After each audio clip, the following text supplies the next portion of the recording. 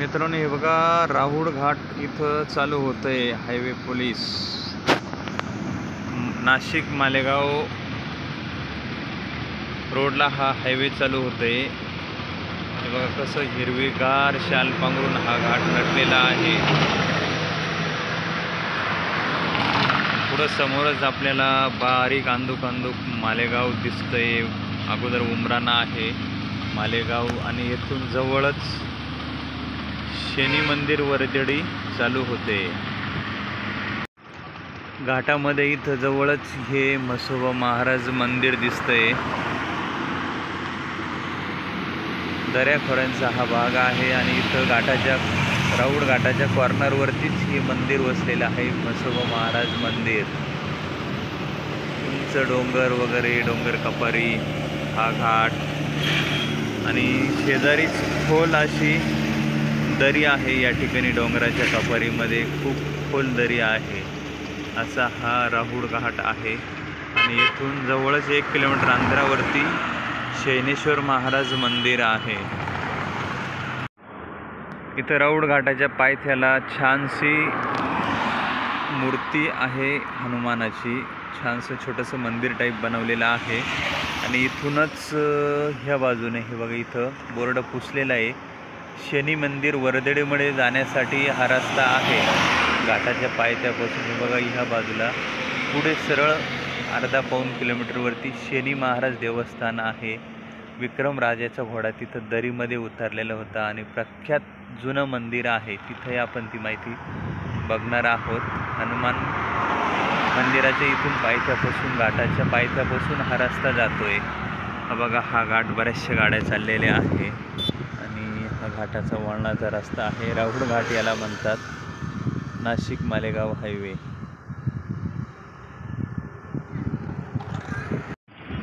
श्री क्षेत्र प्राचीन शनी मंदिर राहुळ घाटपासून या बाजूला रस्ता आहे।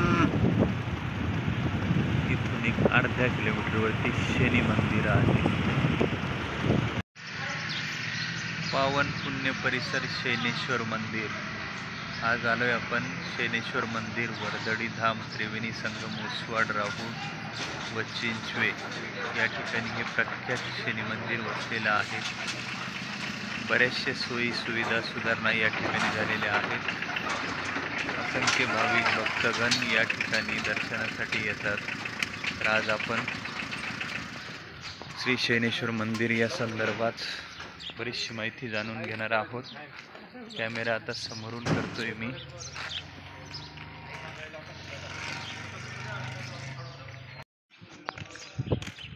पवित्र असं हे शनी मंदिर, असंख्य भाविक भक्तगण या ठिकाणी दर्शनासाठी येतात।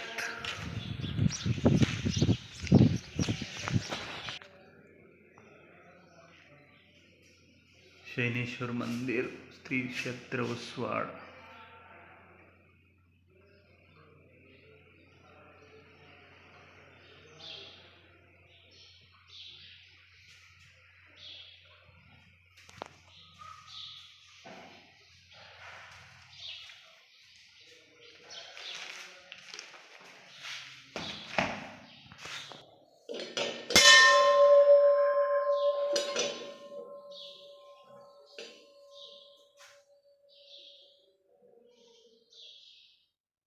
पुरातन शैनेश्वर मंदिर देवस्थान, जागरूक देवस्थान।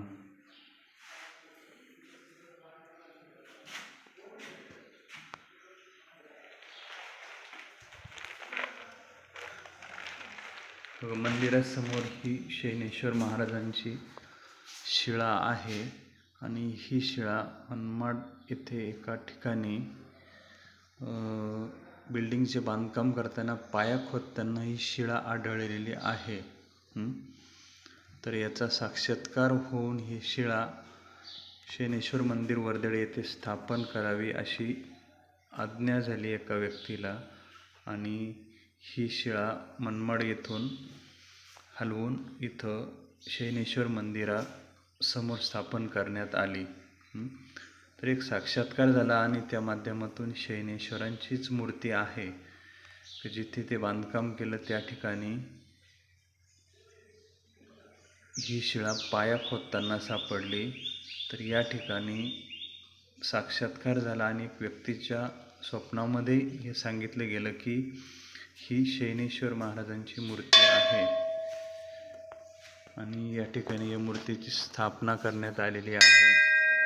समोरच विक्रमराजांचे पण मूर्ती स्थापन केलेली आहे. असं हे डोंगराच्या कुशीत वसलेलं भव्य दिव्य मंदिर. या ठिकाणी असंख्य भाविक भक्त शैनेश्वर महाराजांच्या दर्शनासाठी येतात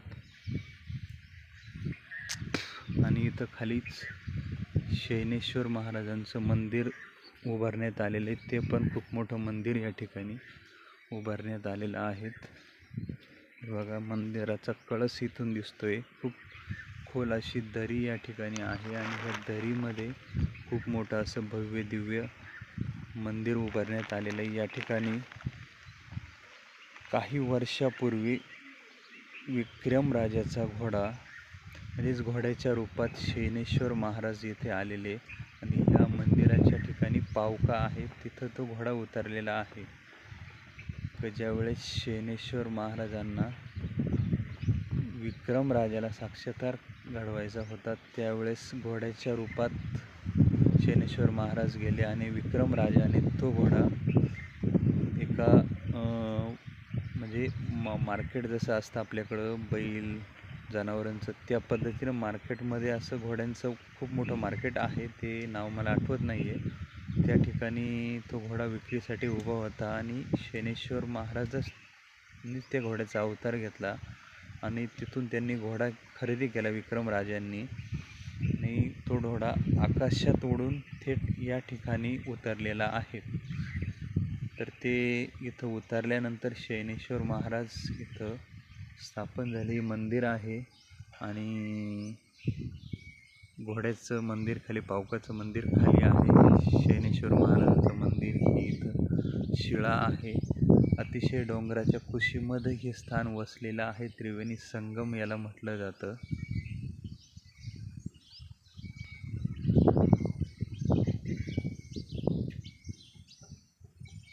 खूप सोयी सुविधा या ठिकाणी झालेल्या आहेत. तर नक्कीच आपणही शैनेश्वर महाराजांच्या दर्शनाचा लाभ घेऊ शकता.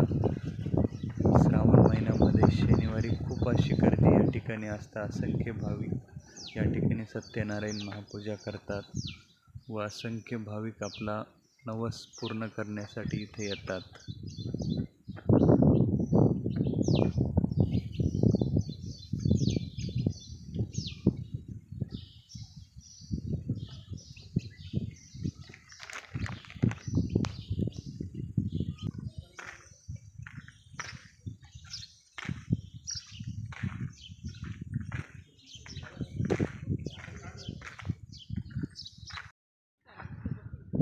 प्रत्यक्षात शैनेश्वर महाराजांच्या पदस्पर्शाने पावन झालेला हा परिसर प्रख्यात देवस्थान वरदडी श्री क्षेत्र त्रिवेणी संगम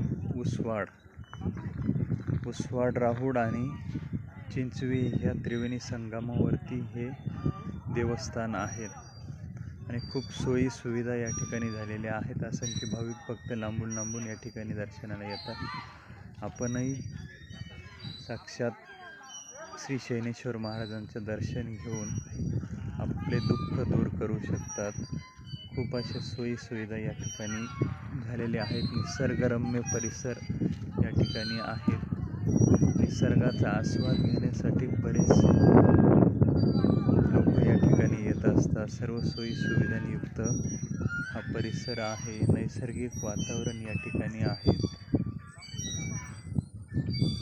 आणि हा निसर्गाचा देखावा आपल्याला सिटीत नाही बघायला मिळणार तर हा पाहायला मिळतो शैनेश्वर मंदिराच्या कुशीमध्ये.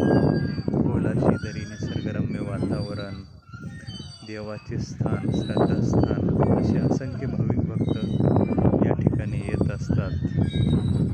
तर असो मित्रांनो, अजून माहिती आपण पुढील व्हिडिओमध्ये घेऊ. व्हिडिओ आवडला असेल लाईक करा, शेअर करा. चॅनलवरती नवीन असाल तर सबस्क्राईब करा. धन्यवाद. Thank you so much. जय हिंद, जय महाराष्ट्र, जय शैनेश्वर.